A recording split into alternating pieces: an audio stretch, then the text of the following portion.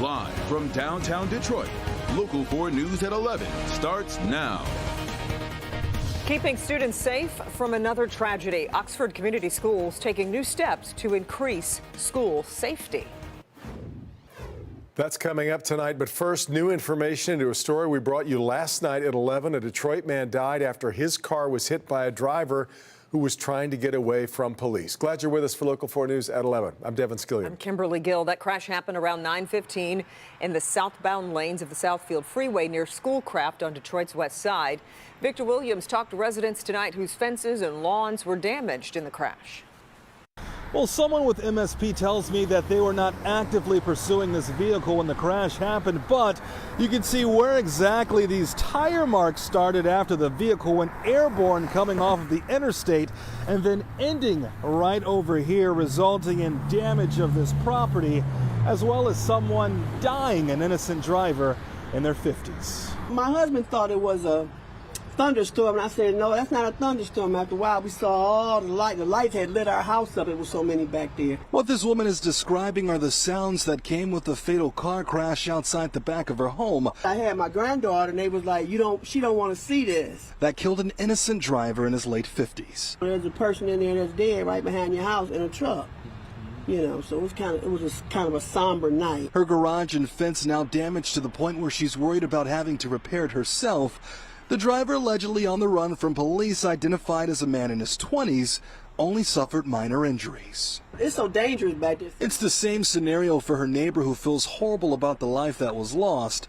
The truck the victim was in crumbled like a can of Coke that ended up facing the opposite direction it was originally traveling. Oh, the truck was very balled up. It's tragic, you know, and I prayed last night to see, making sure that anybody that was in this accident, there were no life lost. Unfortunately, that's exactly what happened, and MSP says it could have all been prevented. Pretty sad night. If the driver on the run just stopped. It's tragedy that things like this just kind of happen, but we have a lot of accidents that come back on this service drive over here. Now, part of the reason why residents are saying that this is a hot spot for accidents is because people hardly stop at the stop signs, either coming off of the interstate or the service drive.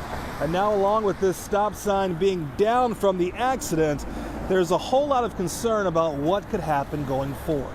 On the west side, Victor Williams, Local 4. Victor, thank you.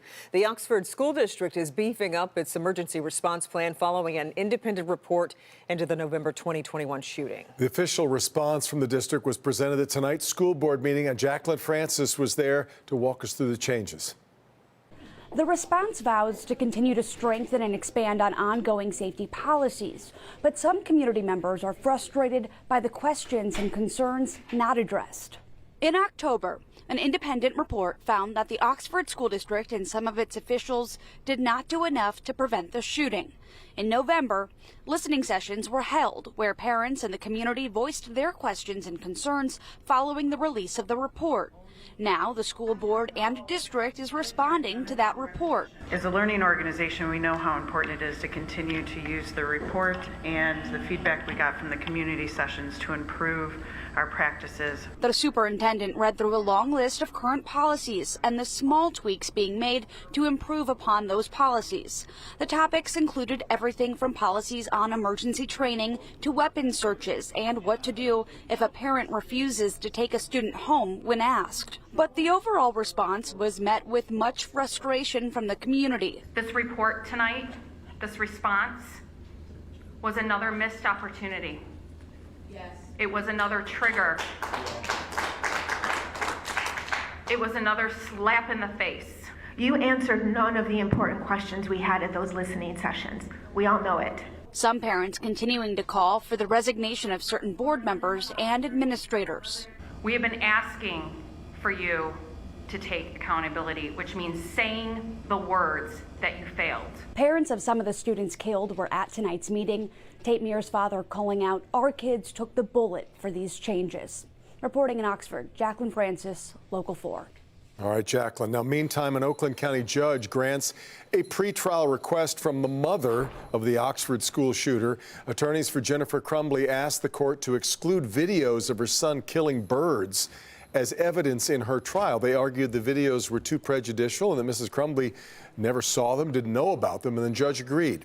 Also applied the ruling to the case facing James Crumbly. The husband and wife are set to go on trial, separately though, in January.